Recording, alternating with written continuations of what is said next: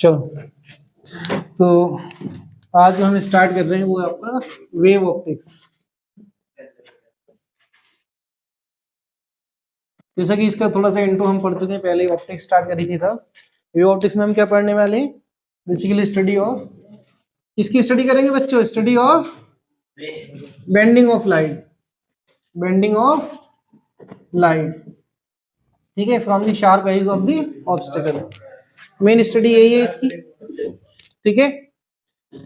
लेकिन इससे पहले हम जो है इसमें कुछ थोड़ा सा चर्चा करेंगे। Some theories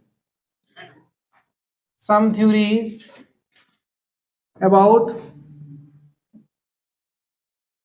nature of light, nature of light, ठीक है। कुछ थ्योरीज के बारे में हम थोड़ा सा चर्चा करेंगे, स्टोरी मतलब टाइप की सुन लेंगे कि जो नेचर ऑफ लाइट है, लाइट किस नेचर का है। जैसे अभी हमने रे ऑप्टिक्स में देखा था, तो रे ऑप्टिक्स में जो लाइट का नेचर है वो क्या है? लाइट किस नेचर का है बताइए? पार्टिकल नेचर का। स्ट्रेट लाइन पढ़ा ना हमने? क्या पढ़ा हमने? देखो रे में क्या पढ़ा कि लाइट आपकी जो है यहां से ऐसे आ रही है और रिफ्लेक्ट होने के बाद यहां चली जाएगी। एक लाइन को बनाई हमने, और एक लाइन किसके लिए होती है? एक पार्टिकल के लिए। एक पार्टिकल आपका ऐसे ही तो मोशन करेगा, एक बॉल को आप थ्रो कर दो यहाँ से तो इधर आएगी, तो सेम एंगल पर रिफ्लेक्ट होगी चली जाएगी, यही तो है। तो लाइट का यहाँ जो स्ट्रेट लाइन प्रोपगेशन है वो पढ़ा हमने, मतलब पार्टिकल नेचर। अब अगर हम बात करें यहाँ पर वेव ऑप्टिक्स, इसके नाम से ही पता चल रहा है कि यहाँ पर हम वेव के बारे में चर्चा करेंगे। तो इसका मतलब जो लाइट का नेचर है वो कौन सा होगा? Wave nature. अब नेचर ऑफ लाइट अगर हम वेव बोले तो सम थ्योरी, सबसे पहले अगर हम बात करें यहाँ पर फर्स्ट थ्योरी जो दी थी वो न्यूटन्स ने दी थी। फर्स्ट थ्योरी वो किसकी है? Newton's corpuscular theory.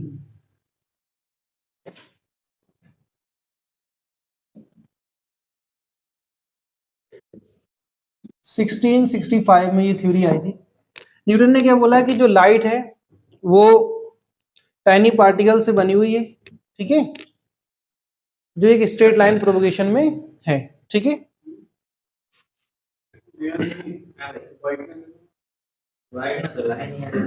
हाँ, तो न्यूटन ने क्या बोला इस थ्योरी के बारे में? न्यूटन ने बोला था कि जो लाइट है वो टाइनी पार्टिकल से बनी हुई है, जिसको हम कॉर्पसल्स कहते हैं। क्या कहते हैं? कॉर्पसल्स, ठीक है। अब जहां पार्टिकल नेचर आया, इसका मतलब स्ट्रेट लाइन प्रोपगेशन होगा। स्ट्रेट लाइन प्रोपगेशन मतलब, अब तो इस थ्योरी की हेल्प से हम कुछ फिनोमेना तो एक्सप्लेन कर पाए, कुछ फिनोमेना एक्सप्लेन नहीं कर पाए, तो ये थ्योरी हमारी फेल हो गई, ठीक है। तो इसके बारे में थोड़ी सी चर्चा लिख लेंगे। क्या है? न्यूटन्स कॉर्पस्कुलर थ्योरी, ठीक है। State that light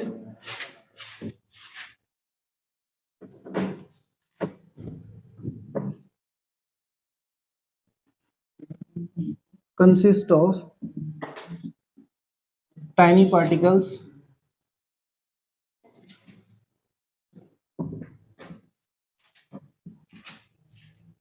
called corpuscles,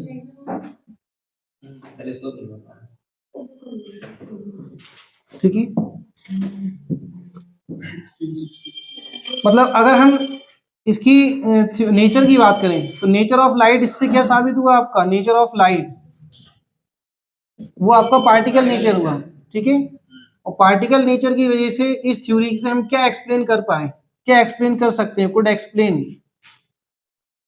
जैसे बहुत सारे हमारे फिनोमेना है, तो हम कौन कौन से एक्सप्लेन कर पाएंगे? रिफ्लेक्शन, रिफ्रैक्शन और straight line propagation. Straight line, हाँ, straight line propagation of light क्या एक्सप्लेन नहीं कर सकते? Could not explain. डिफ्रैक्शन नहीं कर सकते, हाँ, इंटरफेरेंस नहीं कर सकते। Very good, explain.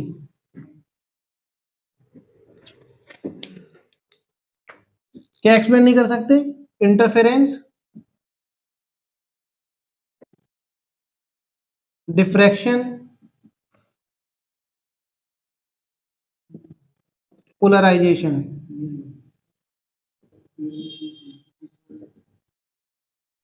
ये जो फिनोमेना है ये हम इससे एक्सप्लेन नहीं कर सकते, ठीक है, क्लियर इतना। इसके बाद जो हमारी नेक्स्ट थ्योरी थी वो नेक्स्ट साइंटिस्ट आए हाइगेंस। हाइगेंस थ्योरी, ये थ्योरी हमारी सफल हुई और इसी को हमें पढ़ना है आगे तक, ठीक है। हाइगेंस ने क्या बोला कि जो लाइट है वो प्रोपेगेट करती है in the form of longitudinal wave, ठीक है। It state that light travel in the form of longitudinal wave,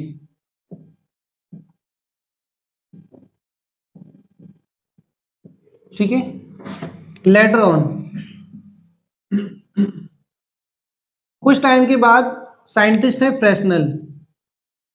Fresnel ने बताया कि जो लाइट है वो ट्रांसवर्स वेव की फॉर्म में ट्रेवल करती है, ठीक है।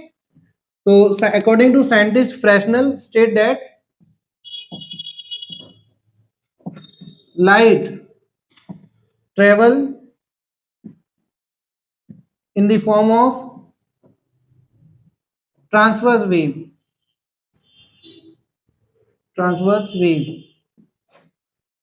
देखो चाहे हम हाइगेंस के अकॉर्डिंग देखें या फ्रेस्नेल के अकॉर्डिंग देखें, दोनों ही हमें क्या बताते हैं नेचर ऑफ लाइट के बारे में। वो क्या है नेचर ऑफ लाइट, ये आपका वेव नेचर निकल कर आ रहा है, क्या आ रहा है वेव नेचर,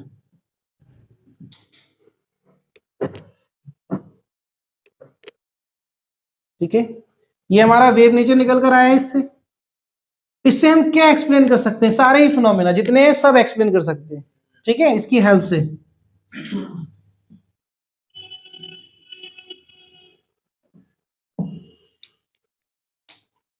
सबसे पहले आपका आ जाएगा यही reflection, refraction, straight line propagation,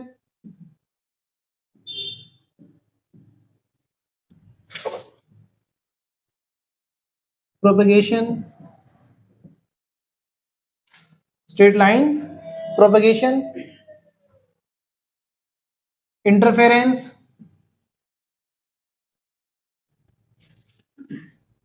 diffraction और पोलराइजेशन।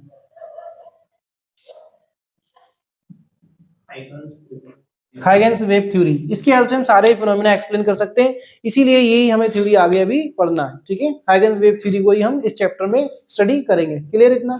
इसकी डिटेल अभी हम बाद में पढ़ेंगे, अभी बस इतना ही सिर्फ थ्योरी के बारे में, थ्योरी किया है।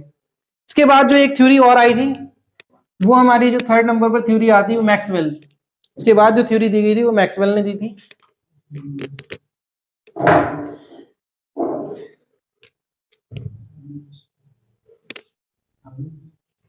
हाइगेंस वेव थ्योरी, हाँ हाइगेंस वेव थ्योरी,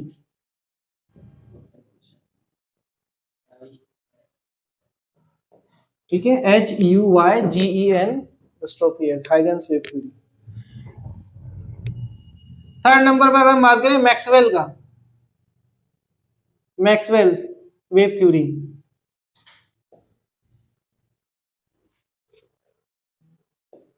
ठीक है। इन्होंने क्या बोला, इन्होंने बोला कि जो लाइट है वो इलेक्ट्रिक फील्ड और मैग्नेटिक फील्ड के साथ ट्रांसवर्स वेव में चलती है, ठीक है। जो लाइट है वो क्या है कॉम्बिनेशन है इलेक्ट्रिक फील्ड और मैग्नेटिक फील्ड का, और जो ट्रांसवर्स वेव की फॉर्म में चलती है। इन्होंने वेव नेचर बोला, तो वेव नेचर तो यहाँ भी बोला गया, ट्रांसफर भी बोला गया, यहाँ भी ट्रांसफर वेव नेचर बोला गया, फिर ये थ्योरी क्यों नहीं लाई गई। इस थ्योरी की हेल्प से कुछ फिनोमेना है जो एक्सप्लेन नहीं कर सकते, जैसे कि एमिशन ऑफ इलेक्ट्रॉन, एमिशन और एब्जॉर्प्शन, ठीक है। फ्रेस्नेल, ठीक है। चलो तो इसके बारे में थोड़ा सा लिख लेते हैं।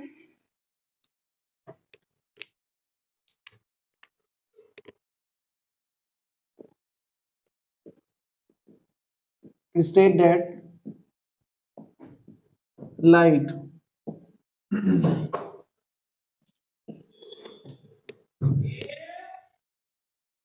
is travel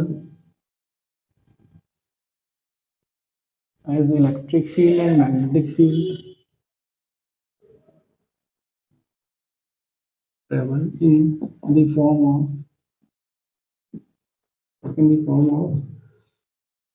transverse wave.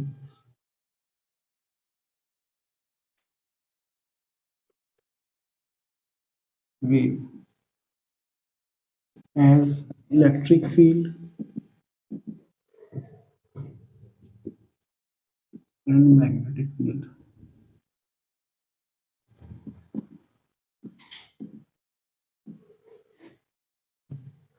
तो नेचर ऑफ लाइट क्या हुआ, wave nature.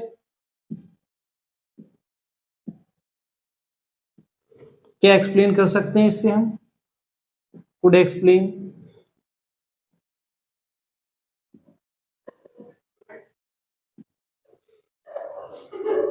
Reflection, refraction,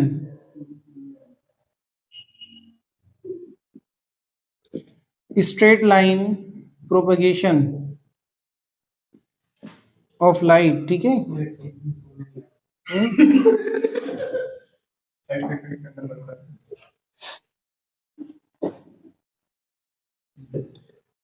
interference and diffraction, ठीक है, एंड पोलराइजेशन ऑल्सो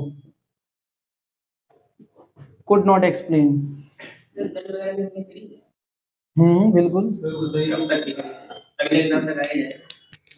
देखिए नेक्स्ट थ्योरी हमारी जो है वो है आपकी प्लांक्स क्वांटम थ्योरी।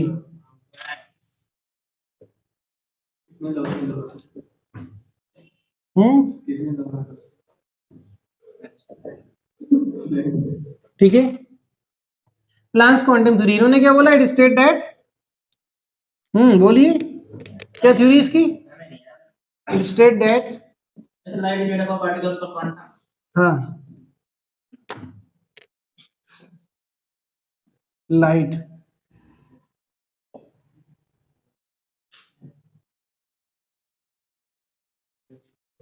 है, लाइट ट्रेवल कर लो, लाइट से ये एक्सप्लेन कर एमिशन एब्जॉर्प्शन। हाँ पढ़ेंगे नहीं, फोटो इलेक्ट्रिक इफेक्ट, वो photo electric effect, emission of electron. Eigen से एक्सप्लेन हुआ, आइगन से पहले से एक्सप्लेन हो जाता है, वेव नेचर में है ना वो।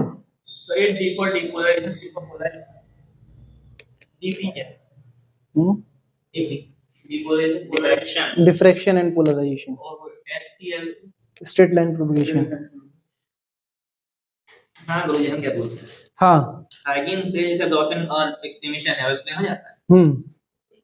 आपने पढ़ा होगा एटम में किसी भी इलेक्ट्रॉन को एमिट करने के लिए यहाँ से एनर्जी आती है वेव की फॉर्म में, वेव बनी हुई भी होती है, बल्कि देखा नहीं, ध्यान दे। चलो तो फिलहाल हम यहाँ बात कर रहे थे अपना क्या है, it state that light travels in the form of small packets of energy, packets of energy called photon. क्या बोलते हैं इसको हम, फोटोन, ठीक है।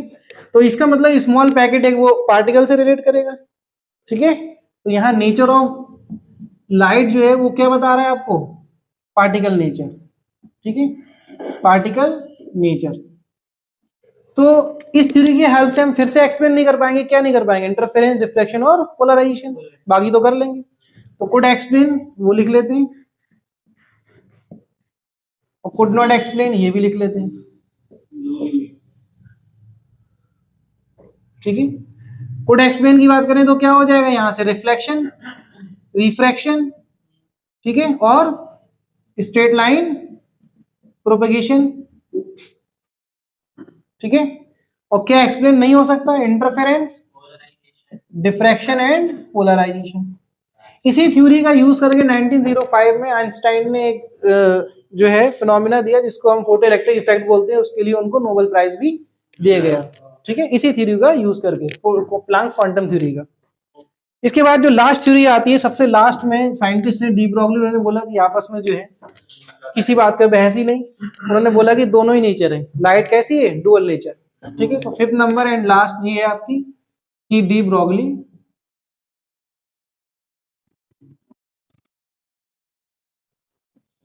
Wave theory,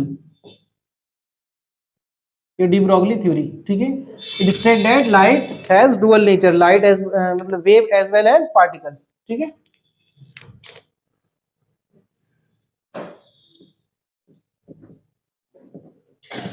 light has dual nature.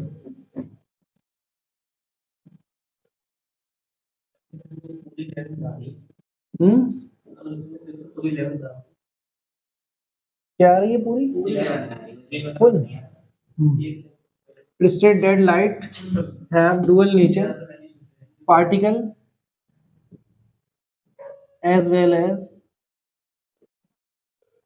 wave। ठीक है, मतलब लाइट के दोनों नेचर है, वेव नेचर भी। और चलो फिलहाल नेक्स्ट जो अब हमें थ्योरी की स्टडी करना है वो हाइगन्स वेव थ्योरी। तो हाइगन्स वेव थ्योरी को पढ़ने से पहले कुछ बेसिक टर्म्स हैं, जैसे हम सीख लेते हैं, जैसे वेव फ्रंट है ना, बहुत इंपॉर्टेंट चीज है ये वेव फ्रंट। वेव फ्रंट क्या होता है? वेव फ्रंट क्या होता है?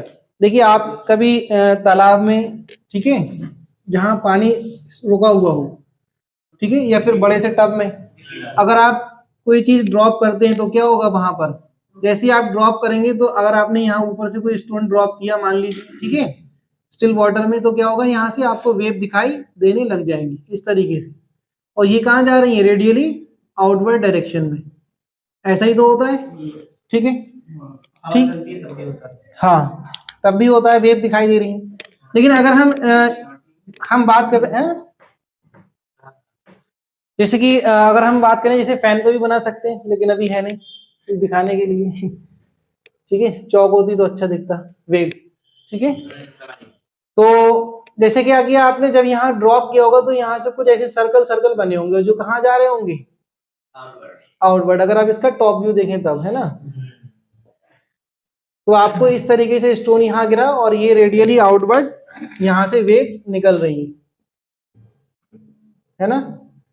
अब इसमें दो फॉर्म होती है, एक तो आपकी होती है जो वेव ऊपर की तरफ है, एक कोई चीज गिरी तो एक वेव ऊपर बनी सर्कल, और एक वो नीचे की तरफ। ठीक है, तो जो ऊपर की साइड है उनको हम बोलते हैं क्रेस्ट, ये हमारे क्रेस्ट है। और जो नीचे की साइड में उसको हम डॉट डॉट करके दिखा देते हैं, ये अंदर की साइड वेव बनी होगी। ठीक है, ये कहलाए जाते हैं आपके ट्रफ। ठीक है, जैसे हमारे पास एक वेव होती है ना, ये, तो ये हमारे क्रेस्ट हो गए और ये हमारे क्या हो गए? ट्रफ। क्लियर इतना? ये क्रेस्ट और ये ट्रफ। ऐसे ही वेव बनती है पानी में, जो इस साइड बढ़ रही होती है, आउटर साइड। ठीक है ना। अब वेव फ्रंट क्या होता है? यही हम वेव फ्रंट बोलते हैं कि the locus of all the particles, locus of all the particles which are vibrating in the same phase at any instant. किसी भी इंस्टेंट पर देखो वो सब सेम फेज में हो, तो उसको हम क्या बोलेंगे? Wave front. अगर हम इस वेव को चारों तरफ ले लें, जैसे कि ये सर्कल है, ठीक है, मतलब ये जो पीक पॉइंट है ये सर्कल दिख रहा है आपको ब्लू वाला, ठीक है, ये जो पीक पॉइंट है वो क्या है? ये सर्कल वाली लाइन। तो आप ये बताइए, हर एक पार्टिकल वाटर का वो इस टाइम पीक पर होगा, तो सब सेम फेज में होंगे। अगर एक पार्टिकल की बात करें वो नीचे की तरफ जाएगा, अब क्योंकि क्रस्ट से कहां जाना है? ट्रफ पर, तो हर पार्टिकल क्रस्ट से ट्रफ पर जाएगा, तो पूरा फिर ट्रफ मिलेगा आपको देखने को एक साथ। इसका मतलब सारे ही पार्टिकल सेम फेज में वाइब्रेट कर रहे हैं, तो इन चीज को हम बोलते हैं वेव फ्रंट। क्या बोलते हैं इसको? बात समझ में आ रही? तो इसकी लैंग्वेज लिख लो यहाँ पर, सॉरी थ्योरी क्या है? Theory the locus of all the particles which are vibrating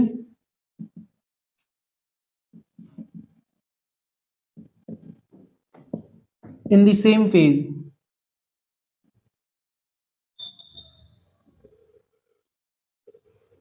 the same phase at any instant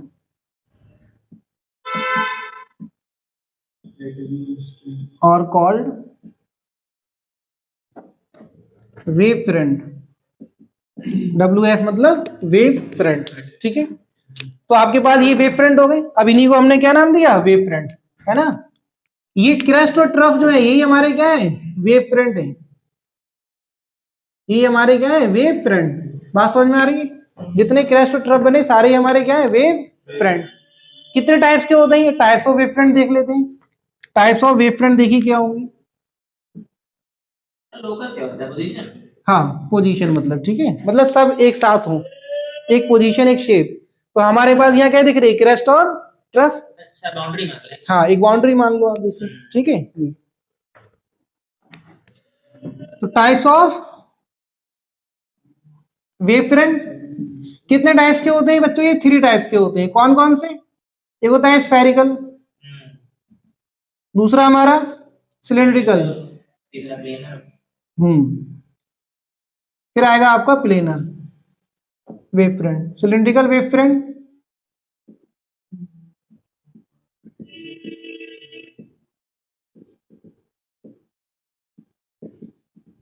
ठीक है, ये रहा। फर्स्ट देखते हैं spherical wave front.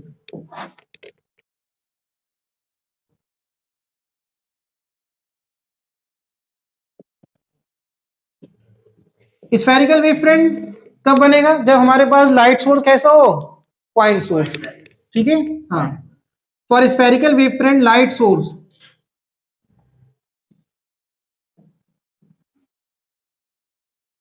Point source, ठीक है। लाइट्स सोर्स जो होगा वो कैसा होगा, पॉइंट सोर्स होगा। एक जैसे कि आपके पास बल्ब, अगर हम एक बल्ब को ले लें तो बल्ब को लेने पर क्या होगा बच्चों, जैसे आपने एक बल्ब लिया यहां पर, इसको लाइट ग्लो किया आपने, क्या होगा, इससे जो लाइट निकलेगी वो चारों तरफ जाएगी, ठीक है। ये हमारे पास एक बल्ब है, अगर हम इस बल्ब को ग्लो करेंगे तो क्या होगा, रोशनी चारों तरफ जाएगी, जितनी भी पॉसिबल डायरेक्शन में। कौन सी पॉसिबल, चारों तरफ। अब चारों तरफ डायरेक्शन लाइट तो निकली, ठीक है। अब आपसे बोला जाए यहां आर डिस्टेंस पर, यहां यहां यहां यहां, हर जगह आर रेडियस पर क्या होगा आपको, फिर से वही वेव फ्रंट मिल जाएगा। मतलब सारे पार्टिकल क्या होंगे, सेम फेज में, क्योंकि सेम डिस्टेंस चली ना उन्होंने यहां से निकलकर। तो इसलिए आपको अगर हम यहां देखें, आर रेडियस पर एक सर्कल बनाए, बल्कि सर्कल का स्फीयर बनाए, ठीक है, तो उस पर आपको इंटेंसिटी क्या मिलेगी, यहां पर सेम ब्राइटनेस, ठीक है। बात समझ में आ रही है। इंटेंसिटी क्यों मिलेगी, जैसे जैसे मान लो कि if light source have power P,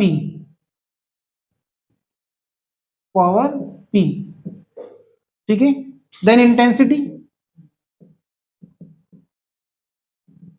की अगर हम बात करें आई की क्या होगी, तो आई बराबर होता है energy upon area into time. और एनर्जी अपॉन टाइम क्या होता है बच्चों, पावर। तो पावर अपॉन एरिया हो जाएगा, यही तो हुआ।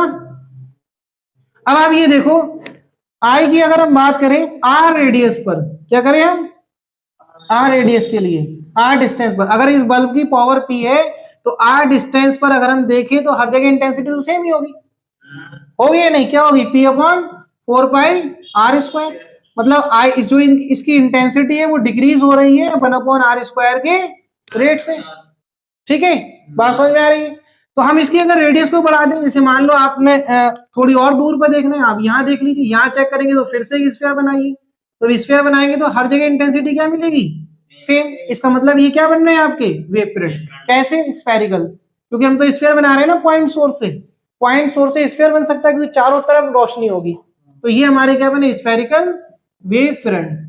बात समझ में आ रही है। और स्फेरिकल वेव फ्रंट की जो इंटेंसिटी वो डिक्रीज कैसे हो रही है, 1/r² से। तो अगर हम इसका ग्राफ बनाएंगे तो ग्राफ कैसे बनेगा, ये आर ले लो, ये आई ले लो, तो यहां से ऐसे ही कर्व की तरह डिक्रीज हो जाएगा इनफाइनाइट टाइम तक, इनफाइनाइट डिस्टेंस तक, ठीक है।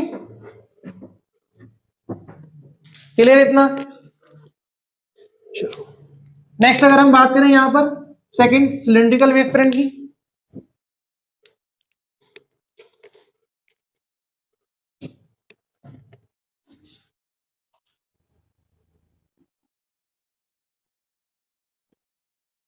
Cylindrical wave front, cylindrical wave front के लिए लाइट सोर्स कैसा होना चाहिए, लाइन सोर्स, ठीक है।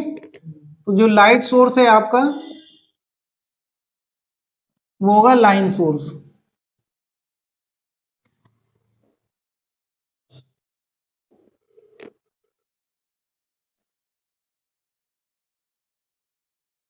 ठीक है, light source, line source.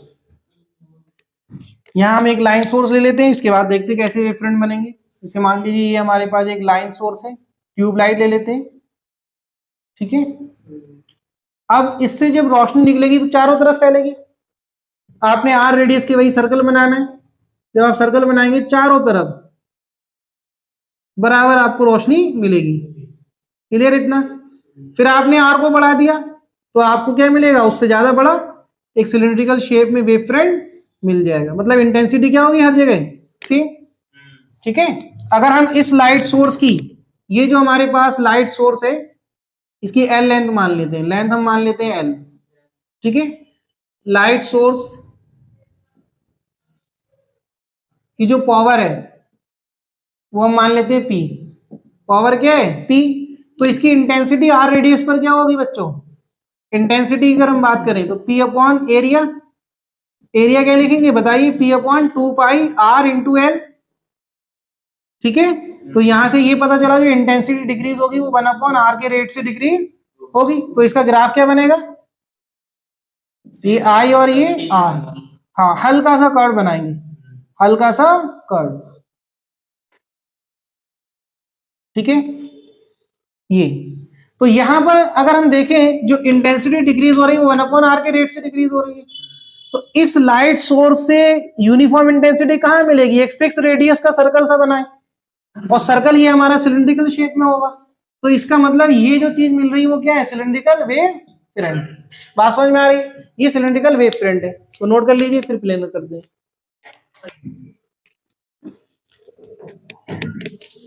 Last देखिए हमारा third planar wave front. Planar wave front के लिए बच्चों सोर्स कैसा भी हो, जो लाइट सोर्स है हमारा वो कैसा भी हो, लेकिन कहां हो, इनफाइनाइट पर हो। लाइट सोर्स जो है वो हमारा कहां हो, एट इनफाइनाइट, ठीक है। मतलब बहुत ज्यादा लॉन्ग डिस्टेंस पर हो, ठीक है। आप प्लेनर के लिए आप पॉइंट सोर्स भी ले सकते हैं और लाइट सोर्स भी। जैसे मान लीजिए हमने यहां पर एक पॉइंट सोर्स ले लिया, ठीक है। अब ये हमारा पॉइंट सोर्स है, इससे क्या होगा,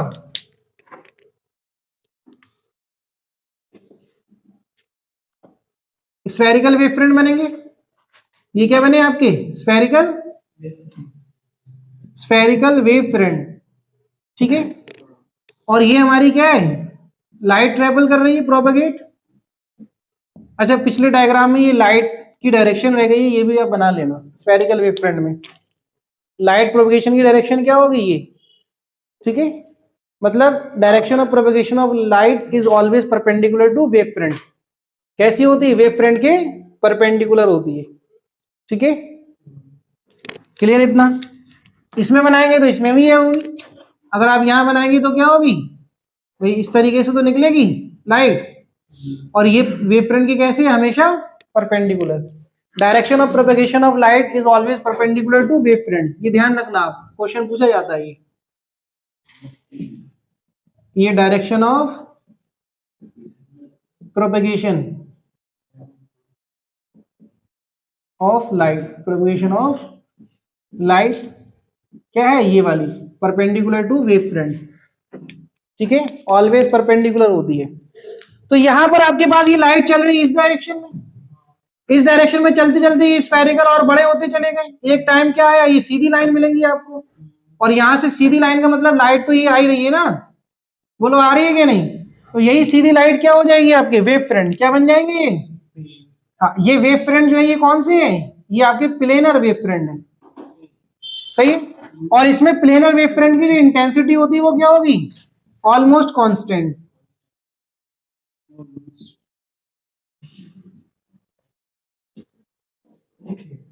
ठीक है, लिख लो जल्दी से। चलो एक क्वेश्चन, आपके पास अगर एक बल्ब है 40 वाट का, एक ट्यूबलाइट है 40 वाट की, तो एक रूम में किसको लगाना प्रेफर करोगे आप? रूम में लगाने के लिए ट्यूबलाइट को, क्यों? क्योंकि उसकी जो इंटेंसिटी होती है हाँ, वो कम रेट से डिक्रीज होती है। क्योंकि उसकी इंटेंसिटी क्या होगी? कम रेट से डिक्रीज होगी, और स्फेरिकल में बहुत ज्यादा। इसे ही आपको बोल दिया कि सेम वॉट की आपके पास एक ट्यूबलाइट है, एक बल्ब है, ठीक है, तो अगर हम टेबल लैम्प के लिए जरूरत पड़े तो क्या लगाएंगे, ट्यूबलाइट या बल्ब? बल्ब। क्यों? क्योंकि इंटेंसिटी इसकी मैक्सिमम होगी कहां पर? पास में, और डिस्टेंस पर कम होगी। ट्यूबलाइट लगाएंगे तो यूनिफॉर्मली होगी हर जगह लगभग, मतलब कम डिक्रीज होती है, ठीक है। तो हमें तो सिर्फ अपने लिए चाहिए ना टेबल लैंप के लिए, तो हम बल्ब का यूज करेंगे। और आपने देखा होगा टेबल लैंप में बल्ब होता है लगा हुआ, और रूम में ज्यादातर हम क्या यूज करते हैं? ट्यूबलाइट, ठीक है, क्योंकि इंटेंसिटी क्या रहे हमारी? यूनिफॉर्म। यूनिफॉर्म होती नहीं, कम रेट से डिक्रीज होती है, ठीक है, इसलिए हमें लगती है। चलो यही रीजन था, पॉइंट बना के लिख लो, ठीक है। चलो भाई देखो, एक क्वेश्चन है, करके दिखाओ जल्दी से। क्वेश्चन ये है कि आपके पास ये एक प्लेन मिरर है, ये क्या है? प्लेन मिरर, ठीक है, और यहां से वेव फ्रंट आ रहे हैं, ये क्या है? Incident wave front. हाँ, ड्रा करना है आपको रिफ्लेक्टेड वेव फ्रंट क्या होंगे बताइए। हमें सीधा क्या करना है भाई? लॉ ऑफ रिफ्लेक्शन को फॉलो करते हुए यहां से ऐसे लानी है और यहां से रिफ्लेक्ट करा देनी है, और जो आगे वाला वेव फ्रंट है उसको आगे बना दो सेम, फिर पीछे, फिर पीछे, ठीक है, सेम इसी तरीके से जैसे बने हुए हैं, ठीक है। ये हमारा क्या हो जाएगा? रिफ्लेक्टेड वेव फ्रंट, ठीक है। एक क्वेश्चन और, क्वेश्चन ये है, how can we convert a spherical wavefront in a planar wavefront by using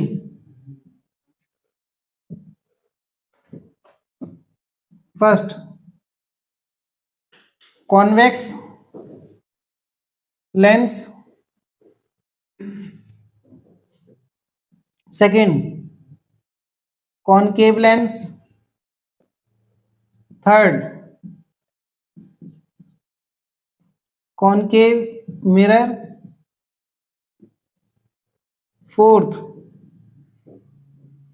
convex mirror।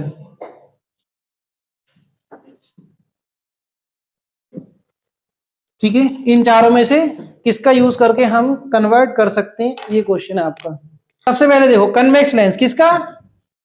Convex lens कैसा होता है फर्स्ट देख लेते हैं। कॉन्वेक्स लेंस यही तो है, थोड़ा सा बड़ा बना लें, ये कॉन्वेक्स लेंस है हमारे पास। फोकस पे क्या रख दिया आपने? जो इसका फोकस है वहीं पर आपने लाइट सोर्स रख दिया, लाइट सोर्स। जब आपने लाइट सोर्स रखा तो क्या हुआ? यहां से भाई लाइट तो स्प्रेड होगी नॉन पॉसिबल डायरेक्शन, मतलब स्फेरिकली। तो यहां से आप देखेंगे तो क्या होगा? ये वेव फ्रंट, ये कैसे वेव फ्रंट है? ये स्फेरिकल वेव फ्रंट है, और यहां पर आने के बाद रे कैसी हो जाएगी? पैरेलल। और जब पैरेलल हो गई तो ये कैसे बन गए आपके? Planar wave front. तो ये प्लेनर वेव फ्रंट हो गए, तो इसका यूज करके हम कर सकते हैं। ये आंसर सही है हमारा, ठीक है। दूसरा देखिए क्या है हमारा, सेकंड नंबर पर क्या आता है? Concave lens. कॉनकेव लेंस देखिए, कॉनकेव लेंस के लिए क्या होगा? कॉनकेव लेंस कैसा होता है बच्चों? ये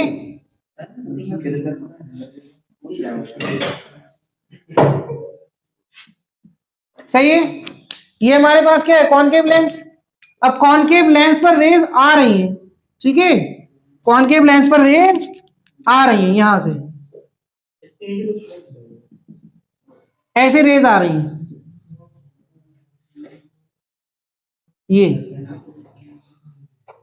ये तो सीधी निकल जाएगी। तो आप ये देखिए, ये क्या है आपके पास, एक स्फेरिकल वेव फ्रंट। बच्चों ये क्या है आपके पास, स्फेरिकल वेव फ्रंट, और इसी को हमें कन्वर्ट करना है किसमें, प्लेनर में।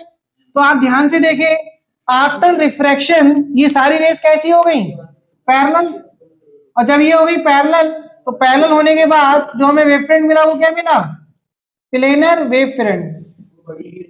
ठीक है, तो इसका मतलब ये भी हमारा आंसर सही है।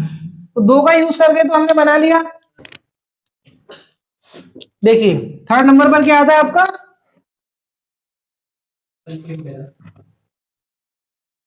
Concave mirror. कनकेव मिरर आपका क्या होता है, ये रहा, ये फोकस और ये सेंटर। आपने यहां पर लाइट सोर्स रख दिया, ये हमारा लाइट सोर्स है। अगर ये लाइट सोर्स है तो वही स्फेरिकल वेव फ्रंट बनेंगे, क्योंकि लाइट ऐसे निकल कर आएगी। ठीक है, और फोकस से आने वाली रे कैसी हो जाती है, पैरेलल। तो ये सारी ऐसे निकल गई रिफ्लेक्ट होके, तो आपको ये रिफ्लेक्टेड क्या मिला, वेव फ्रंट। जो मिला वो कैसा है आपका, प्लेनर वेव फ्रंट। और जो आपके इंसिडेंट थे वो कैसे थे, स्फेरिकल वेव फ्रंट। ठीक है, तो स्फेरिकल को हमने कन्वर्ट कर दिया प्लेनर में। लास्ट हमारा बचता है वो क्या है, कॉन्वेक्स मिरर। कॉन्वेक्स मिरर बस वर्चुअली फोकस पर बना लेंगे। इसका मतलब कॉन्वेक्स मिरर हमारे पास ये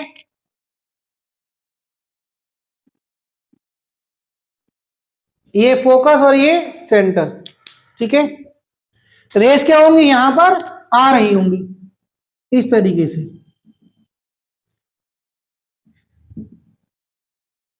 ये रे आ रही है,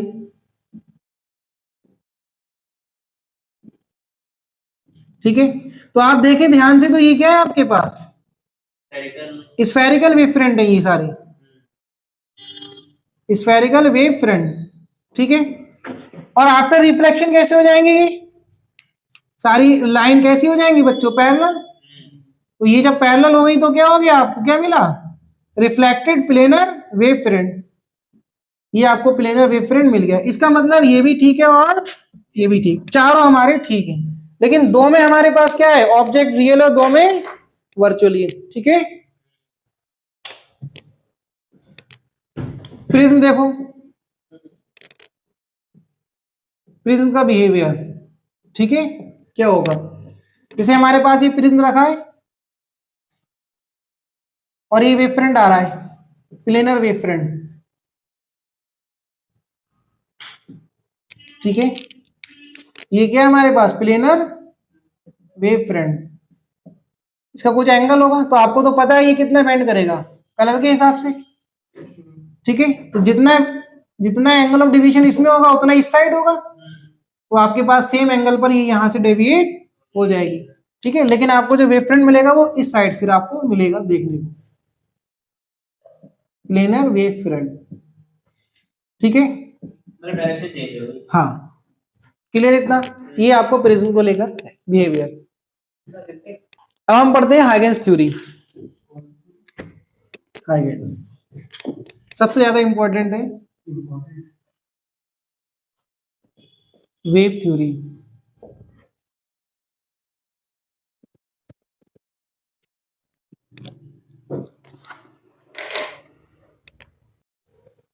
ये थ्योरी क्या कहती है, जैसे अभी मैंने आपको बताया था कि लाइट कैसी है, वेव नेचर की।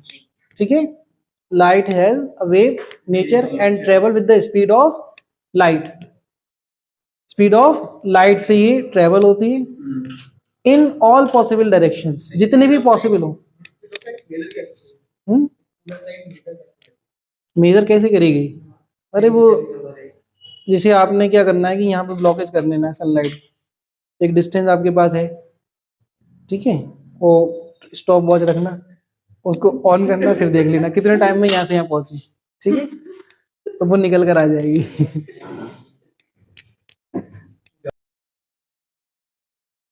सबसे पहले लिख लें, फिर साथ साथ करते रहते हैं ना। लिख लो, it state that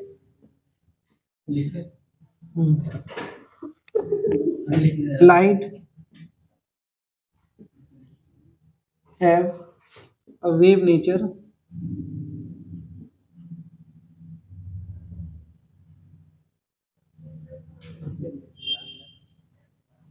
travels and travels हाँ with the speed of light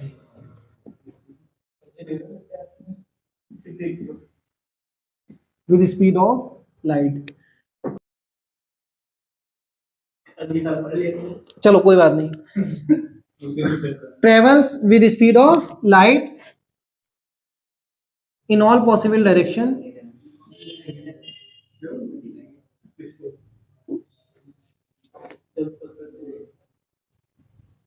and always in forward direction ठीक है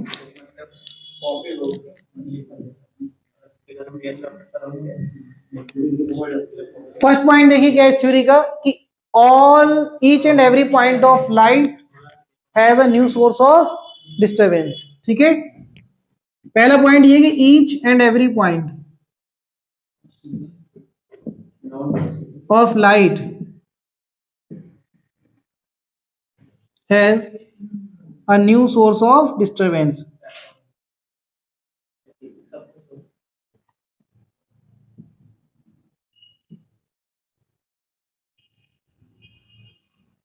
न्यू सोर्स ऑफ डिस्टरबेंस ठीक है मतलब ये कि आप मान लो यहां लाइट एग्जिस्ट कर रही है ये क्या है आपके पास लाइट इस लाइट का हर एक पॉइंट क्या है न्यू सोर्स ऑफ डिस्टरबेंस और जो लाइट का न्यू सोर्स ऑफ डिस्टरबेंस होता है वहां से क्या निकलेंगे स्फेरिकल वेव फ्रंट तो यहां से क्या बन रहे हैं आपके पास स्फेरिकल वेव फ्रंट बन रहे हैं बात समझ में आ रही है इन वेव फ्रंट्स को हम बोल रहे हैं प्राइमरी वेव फ्रंट्स क्या नाम दिया हमने प्राइमरी वेव फ्रंट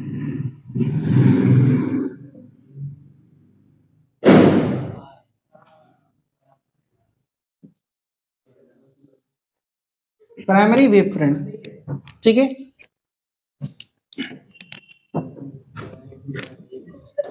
दूसरा पॉइंट इसका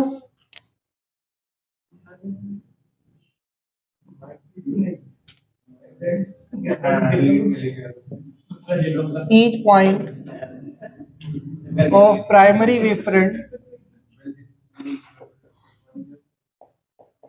is a new source of disturbance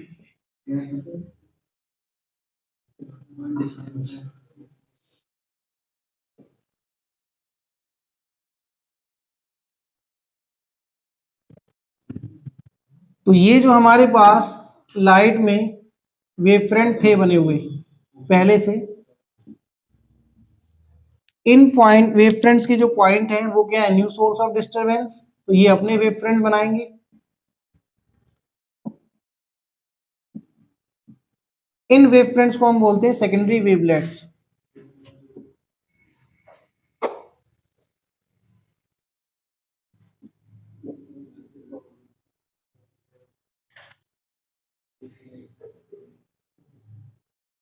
secondary wavelets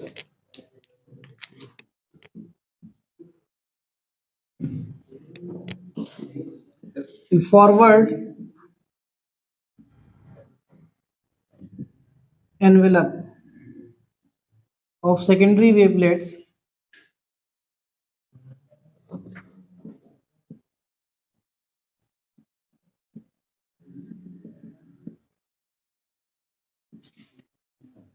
gives secondary wavefront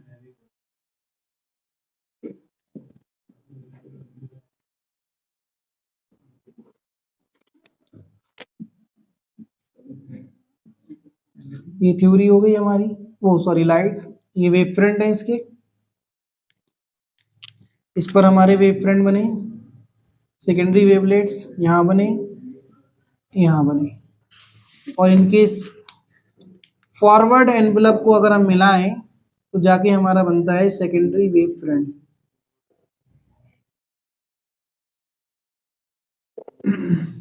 ये हो जाएगा हमारा सेकेंडरी वेव फ्रंट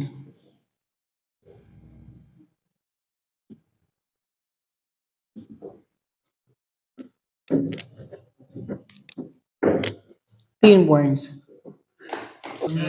देखो मतलब हाइगेन्स वेव थ्योरी जो है ये तो समझ गया आप कि लाइट की स्पीड की लाइट से चलेगी, स्पीड ऑफ लाइट से चलेगी और ऑल पॉसिबल डायरेक्शन में। और यहाँ एक जो लाइन बोलेगी ऑलवेज फॉरवर्ड डायरेक्शन, इसका मतलब आपको समझ आएगा। ठीक है, क्या है देखिए, अगर हम इस थ्योरी को हम 3 पॉइंट में डिवाइड करें तो वो ये है कि जहां भी लाइट एग्जिस्ट करेगी उसका हर एक पॉइंट क्या है, न्यू सोर्स ऑफ डिस्टर्बेंस। ठीक है, अब जैसे ये पॉइंट है लाइट का, क्या है ये पॉइंट, ये न्यू सोर्स ऑफ डिस्टर्बेंस है, तो इससे लाइट बनी, किस फॉर्म में निकलेगी, स्फेरिकल वेव फ्रंट में। एग्जाम्पल के तौर पे ऐसे समझ सकते हैं कि आप जैसे कि वो लाइट है, ये लाइट ऑफ कर लें हम, ठीक है, वो लाइट जल रही है, वो लाइट ऑन है, तो आप ये बताइए कि अगर लाइट वहां से आ रही है तो हमें इस साइड का दिखेगा कि नहीं दिखेगा? क्यों दिखेगा? क्योंकि लाइट जो यहां से ऐसे आई, इसके ये वाले points new source of disturbance, इससे जो लाइट बनी स्फेरिकल वेव फ्रंट में निकली, तो वो कुछ यहां भी जाएगी और कुछ आगे भी बढ़ेगी। अब मैक्सिमम की सबकी आगे ही बढ़ रही है, ठीक है, तो इसलिए हम क्या बोल रहे हैं यहां पर, ऑलवेज फॉरवर्ड डायरेक्शन। ठीक है, किस डायरेक्शन में मूव करेगी लाइट, तो हमेशा पीछे आगे की तरफ बढ़ती रहेगी, पीछे की तरफ तो बहुत कम जा रही है, जो हमें सिर्फ ऑब्जेक्ट को दिखा रही है। ठीक है, समझने के लिए। तो ये हमारा क्या है, न्यू सोर्स ऑफ डिस्टर्बेंस, जिससे वेव फ्रंट बने, इनको हमने प्राइमरी वेव फ्रंट का नाम दिया। अब इन प्राइमरी वेव फ्रंट का हर एक पॉइंट क्या है, न्यू सोर्स ऑफ डिस्टर्बेंस, क्योंकि वो तो लाइट में ही आ रहा है ना, तो वो क्या करेगा, वो फिर से लाइट बनाएगा, और जब ये फिर से लाइट बनाएगा तो फिर वेव फ्रंट बनाएगा। इन वेव फ्रंट्स को हम बोलते हैं सेकेंडरी वेवलेट्स। ठीक है, और इन वेवलेट्स के फॉरवर्ड एनवेलप को अगर हम मिला दें तो क्या बन जाएगा, सेकेंडरी वेव फ्रंट। जैसे कि आपके पास एक वेव फ्रंट ये था, ये प्राइमरी था, प्राइमरी वेव फ्रंट के हर एक पॉइंट क्या है, न्यू सोर्स ऑफ डिस्टर्बेंस, उसने सेकेंडरी वेवलेट्स बनाए। इन सेकेंडरी वेवलेट्स के हमने फॉरवर्ड एनवेलप को जोड़ दिया, आगे वाले पॉइंट्स को जोड़ दी जो बिल्कुल आगे होगा, तो उनको मिलाएंगे तो एक वेव फ्रंट बन जाएगा, और ये हमने क्या नाम दिया, सेकेंडरी वेव फ्रंट। इस तरीके से बनता है। ठीक है, और इसको आप ऐसे समझ सकते हैं बल्कि कि अगर आप इस सारे पॉइंट्स को मैं मिलाऊं एक थ्योरी में बोल दूं तो वो ये है कि आपके पास एक सोर्स ऑफ डिस्टरबेंस है। ठीक है, ये क्या है, लाइट का सोर्स ऑफ डिस्टरबेंस, इससे लाइट निकली, फॉरवर्ड डायरेक्शन में बढ़ी। ठीक है, इस तरीके से। और जो वेव फ्रंट बने वो कैसे हैं आपके पास, स्फेरिकल वेव फ्रंट, ये रहे हमारे स्फेरिकल वेव फ्रंट। ठीक है, और आपको पता है कि हर वेव फ्रंट का हर पॉइंट क्या है, न्यू सोर्स ऑफ डिस्टरबेंस, फिर लाइट बढ़ेगी स्फेरिकली, और किस स्पीड से बढ़ेगी, स्पीड ऑफ लाइट। ठीक है, तो अगर हम देखें स्पीड बराबर क्या होता है, डिस्टेंस अपॉन टाइम, तो डिस्टेंस बराबर क्या होगा, स्पीड इनटू टाइम, ये डिस्टेंस आ जाएगा निकल के। तो आपने क्या करना है, इस पॉइंट्स को मार्क किया क्योंकि ये न्यू सोर्स ऑफ डिस्टरबेंस है, तो न्यू सोर्स ऑफ डिस्टरबेंस है आपने मार्क किया, और R radius, R equal to C T, जितने भी टाइम की बात देखो आप, सी टी रेडियस का क्या बनाओगे, स्फीयर बनाओगे। इस पॉइंट को मार्क करो, सी टी रेडियस का आपने एक स्फीयर बनाया, सी टी रेडियस का स्फीयर बनाया, और इस स्फीयर के फॉरवर्ड एनवेलप को अगर हम जोड़े तो क्या मिलेगा आपको, सेकेंडरी वेव फ्रंट। टी हमारा टाइम, किसी भी टाइम के बाद आप देखो तो जितना टाइम बढ़ेगा उतनी रेडियस बढ़ती चली जाएगी, इस डिस्टेंस बढ़ती चली जाएगी। ठीक है, एक पर्टिकुलर टाइम पर सबके लिए देखना है, मतलब ये है, तो आपको क्या मिलेगा, एक सेकेंडरी वेव फ्रंट मिल जाएगा। ये हमारा प्राइमरी वेव फ्रंट है, बात समझ में आ रही है। तो ये सारे पॉइंट्स हमारे यहां से निकल सकते हैं डायरेक्ट सीडी रेडियस से, ये हम सिलेंड्रिकल में भी बना सकते हैं। ठीक है, सिलेंड्रिकल में बनाए तो हमारे पास ये लाइन सोर्स, ये हमारे पास सिलेंड्रिकल वेव फ्रंट प्राइमरी, इसका हर एक पॉइंट सीटी रेडियस का बनाओ, हाँ ये सेकेंडरी वेवलेट्स बनाएगा ऐसे, और इनके फॉरवर्ड एनवेलप क्या हो जाएंगे, सेकेंडरी वेव फ्रंट। बस बात खत्म, सबकी रेडियस क्या होगी, सीटी, सीटी रेडियस। तो हमसे ये क्वेश्चन पूछा जाए तो हम क्या बताएंगे, सीटी रेडियस का एक स्फीयर बनाए और उसके फॉरवर्ड एनवेलप को अगर मिलाएं तो क्या मिलेगा, सेकेंडरी वेव फ्रंट। तो ये पॉइंट्स भी हम नोट ऐड कर लेंगे, जल्दी से लिख लीजिए। देखिए बच्चों, reflection by using Huygens wave theory, ठीक है, reflection by using Huygens wave theory, Huygens wave theory का यूज करके रिफ्लेक्शन। ठीक है, जैसे हमारे पास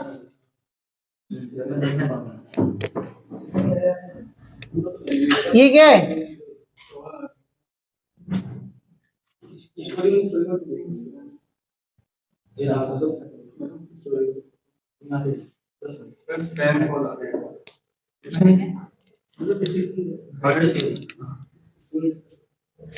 तो ये हमारे पास एक रिफ्लेक्टिंग सरफेस है और यहां से एक वेव फ्रंट आ रहा है, प्लेनर वेव फ्रंट।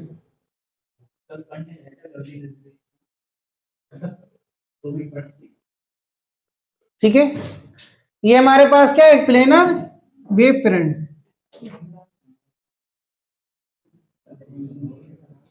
ठीक है, ये है।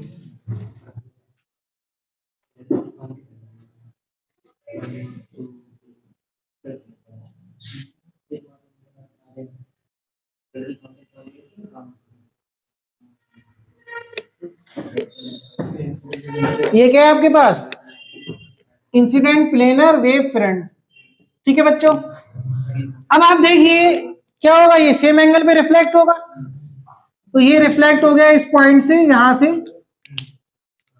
ये रिफ्लेक्ट होके चला गया इधर, और ये रिफ्लेक्ट होके चला गया यहां।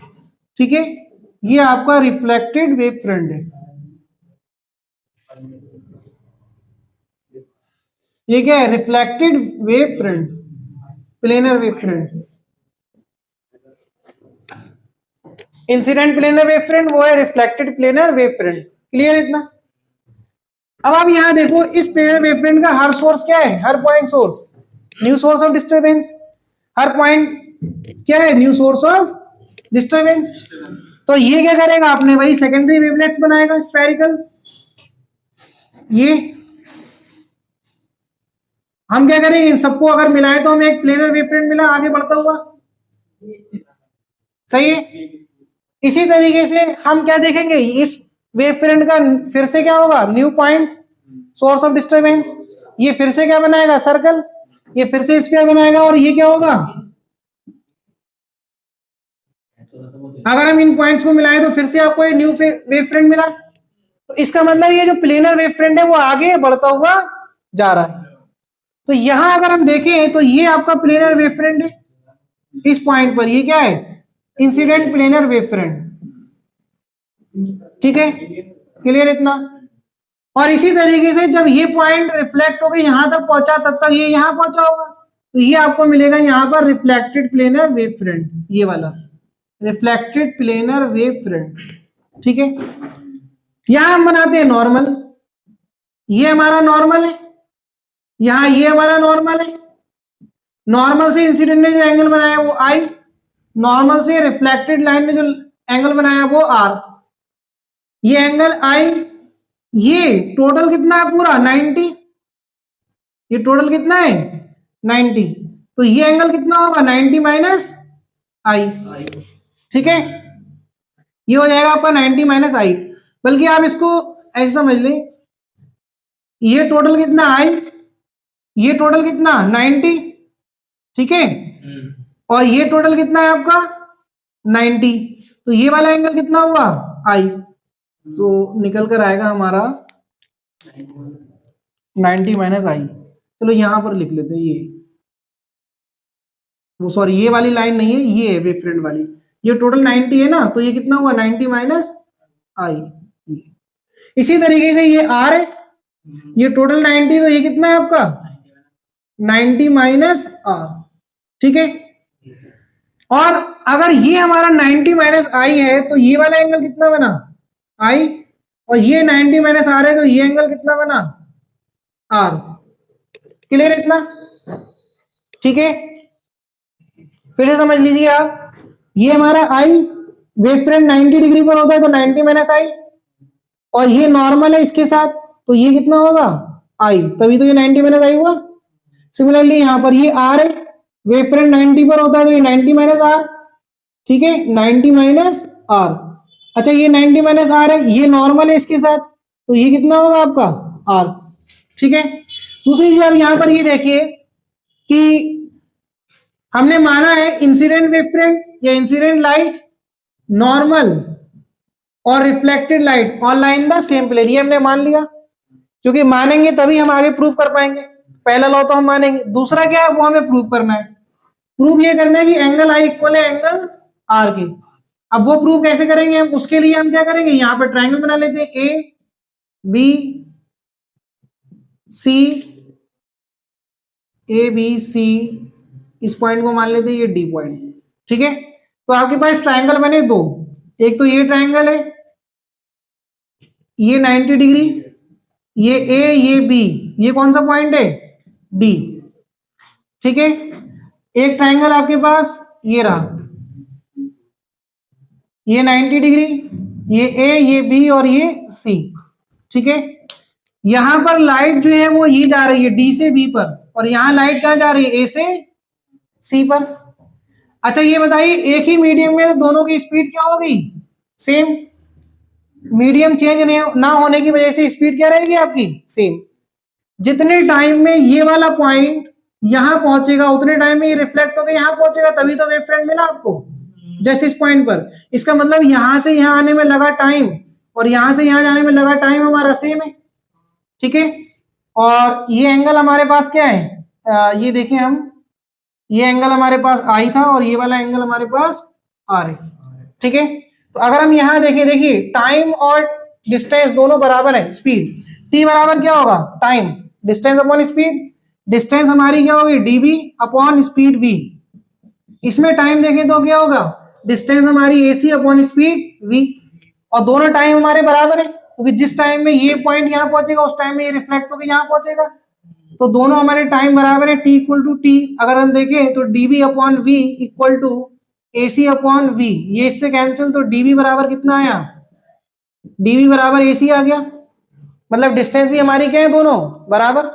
अगर हम डिस्टेंस बराबर है तो यहां से आप साइन आई लगाइए फॉर्मूला, इसमें साइन आई की वैल्यू क्या होगी, साइन आई परपेंडिकुलर ये बना अपॉन हाइपोटेनियस, तो परपेंडिकुलर मतलब DB upon hypotenuse A B आ जाएगा, सही है। और यहां से हम क्या निकाल लेते हैं, डीबी, क्योंकि डीबी हमारे पास है यहाँ पर, तो डीबी की वैल्यू क्या निकल कर आ रही है, ए बी साइन आई। इसी तरीके से हम देखें साइन आर, तो साइन आर क्या बनेगा इस ट्राइंगल में, परपेंडिकुलर क्या होगा आपके पास, AC upon hypotenuse A B होगा। एसी की वैल्यू क्या आ रही है, ए बी साइन आर, ठीक है। तो ये दोनों वैल्यूज अगर हम इस इक्वेशन में पुट करते हैं तो यहां से क्या आएगा आपके पास, भाई एसी बराबर किसके, A D sorry dB, dB बराबर है आपके पास एसी की, तो यहां से आ जाएगा A B sine I equal to A B sine R. ये इससे कैंसिल, साइन आई बराबर साइन आर, तो आई इक्वल टू क्या हो गया, आर। तो इससे ये प्रूव हो गया कि जो एंगल आई है वो एंगल आर के इक्वल है। इसका मतलब क्या है, लॉ ऑफ रिफ्लेक्शन आपका फर्स्ट लॉ हमने मान लिया था कि incident normal and reflected all in the same plane, second law हमने प्रूव कर दिया, हेंस प्रूव, ठीक है। ये हमारे सिलेबस में था इतना, हाँ ये प्रूव करना है जी। चलो देखो इधर, refraction by using Huygens wave theory. Refraction में होगा कि आपके पास दो मीडियम है, ये रेयर मीडियम मान लेते हैं हम और ये डेंसर, ठीक है। इसका रिफ्रैक्टिव इंडेक्स μ1 है, इसका μ2। अब फिर से हमारे पास वही वेव फ्रंट आ रहे हैं, ये वेव फ्रंट और दूसरा हमारे पास ये वेव फ्रंट,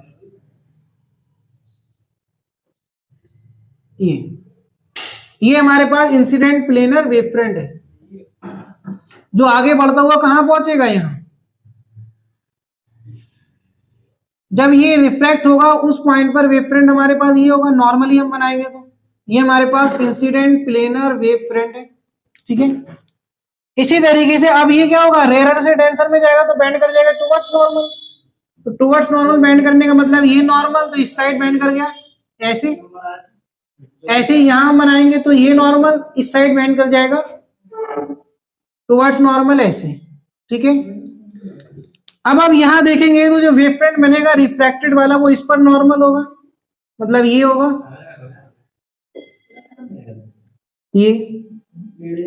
ये आपका रिफ्रैक्टेड प्लेनर वेव फ्रंट बनेगा, रिफ्रैक्टेड प्लेनर वेव फ्रंट, ठीक है।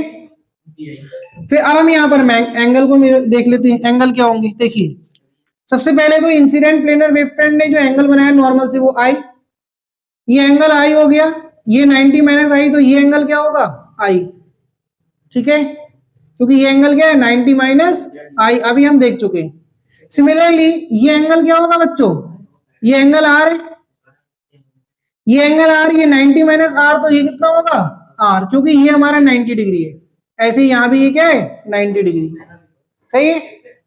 अब यहां पर स्पीड जो है प्लेनर वेव फ्रंट की वो v1 है, हमें पता है जब मीडियम चेंज होता है तो स्पीड भी चेंज हो जाती है, तो रिफ्रैक्टेड वेव फ्रंट की स्पीड क्या होगी v2। क्लियर इतना।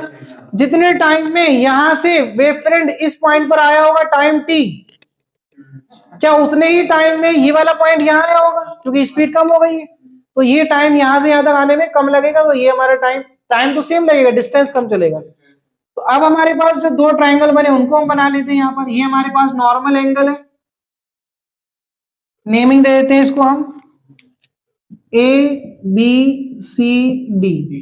ए बी सी में ये वाली लाइन है, ठीक है, ये चल रहा है। अगर हम यहां से देखें ये एंगल हमारे पास आई है, यहां से यहां तक स्पीड हमारी v1 थी, टाइम हमारा t लगा, तो t इक्वल टू क्या आएगा डिस्टेंस अपॉन स्पीड, मतलब bc अपॉन v1, ठीक है ना। दूसरा ट्रायंगल अगर हम बनाए तो वो हमारे पास ये 90 डिग्री है, ये हमारे पास ए बी और ये डी। तो यहां पर जो लाइट चल रही है वो ये वेव फ्रंट, ये एंगल हमारे पास आर है। तो यहां अगर हम टाइम देखें स्पीड हमारी v2 है लेकिन टाइम अभी भी सेम है, तो टाइम बराबर क्या आएगा डिस्टेंस ad अपॉन v2, ठीक है। टाइम दोनों बराबर है तो t इक्वल टू टी रखकर अगर हम देखें तो bc upon v1 equal to क्या आएगा ad अपॉन v2। तो यहां से हम bc अपॉन ad की वैल्यू निकालें तो ये आ जाएगा v1 upon v2, v1 upon v2, ठीक है। नाउ इसी ट्रायंगल में अगर हम साइन आई की वैल्यू लगाएं तो साइन आई की वैल्यू क्या है, फर्स्ट लॉ हमने इसमें भी मान लिया है, ठीक है, कि incident normal and refracted all lie in the same plane, तभी हम प्रूव कर पा रहे हैं।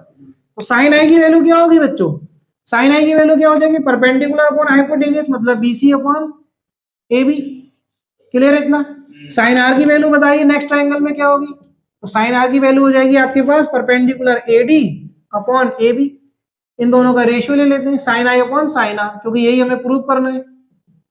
Sine I upon sine R ये हो जाएगा आपके पास बीसी अपॉन ए बी, ये हो जाएगा A D upon A B, ये इससे कैंसिल, तो बीसी अपॉन ए डी।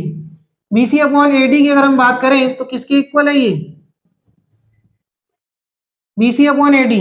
इस इक्वेशन से देखो तो v1 अपॉन v2, तो ये आ गया आपके पास v1 अपॉन v2, और हमें पता है v क्या होता है इनवर्सली प्रोपोर्शनल म्यू के, तो ये हो जाएगा आपका c अपॉन म्यू 1 और ये हो जाएगा c अपॉन म्यू 2, तो ये इससे कैंसिल, तो ये हो जाएगा म्यू 2 अपॉन म्यू 1। ये हमारा प्रूव्ड हो गया, हेंस प्रूव, कि हम इसकी हेल्प से ये भी प्रूव कर सकते हैं।